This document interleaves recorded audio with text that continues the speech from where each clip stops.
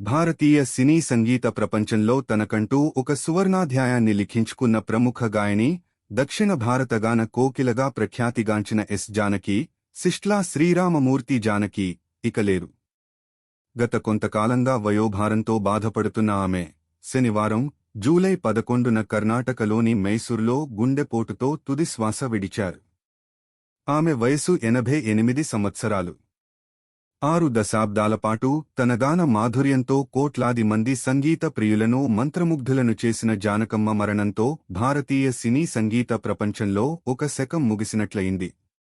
ఆమె మనవరాలు అప్సర వైద్యుల ఈ విషయాన్ని ధృవీకరించారు. జానకికి గుండెపోటు రావడంతో ఈ మధ్యాహ్నం 12:49 గంటలకు అపోలో ఆసుపత్రిలో చేర్చారు. అయితే చికిత్స పొందుతూ రాత్రి 7:30 గంటలకు తుదిశ్వాస విడిచినట్టు ఆసుపత్రి వర్గాలు ప్రత్యేక బులెటిన్ ద్వారా వెల్లడించాయి.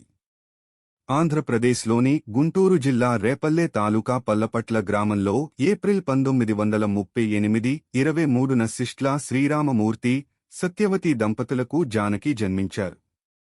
ఆమె తండ్రి ఆయుర్వేద వైద్యుడు, ఉపాధ్యాయుడు. బాల్యం ఎక్కువగా సిరిసిల్లలో గడిచింది. 9 వయసులోనే తొలిసారి వేదికపై పాడి తనలోని గాన ప్రతిభను చాటుకున్నారు. మేనమామ సలహాతో మద్రాసు చేరిన ఆమె ఏవిఎం స్టూడియోస్లో సంగీత దర్శకుడు ఆర్. సుదర్శనం వద్ద తన ప్రస్థానాన్ని ప్రారంభించారు. 1957లో తమిళ చిత్రం విధీన్ విలయాటుతో నేపథ్య గాయనిగా అరంగేట్రం చేసిన జానకి అదే ఏడాది తెలుగులో ఎమ్మెల్యే చిత్రంలో పాడారు. తొలి సంవత్సరంలోనే ఏకంగా 6 భాషల్లో పాటలు పాడి అబ్బురపరిచారు. ఆమె 6 దశాబ్దాల సుదీర్ఘ సంగీత ప్రస్థానంలో తెలుగు, తమిళం, కన్నడ, మలయాళం, హిందీతో పాటు 20 భారతీయ భాషల్లో, అలాగే ఇంగ్లీష్, జపనీస్, జర్మన్ వంటి విదేశీ భాషల్లోనూ కలిపి 48,000కు పైగా పాటలను రికార్డ్ చేశారు.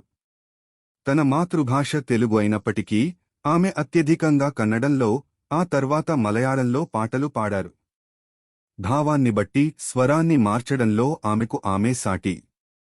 అందుకే ఆమెను queen of expression and modulation అని పిలుస్తారు. PB Srinivas, SP Balasubrahmanyam, doctor Raj కుమార్లతో కలిసి ఆమె పాడిన యుగళగీతాలు ఎప్పటికీ చిరస్థాయిగా నిలిచిపోతాయి. ఇళయరాజా, ఎంఎస్ విశ్వనాథన్, ఏఆర్ రెహమాన్ వంటి దిగ్గజ సంగీత దర్శకులతో ఆమె చేసిన పని అజరామరం. ఆమె గాత్రానికి 4 జాతీయ పురస్కారాల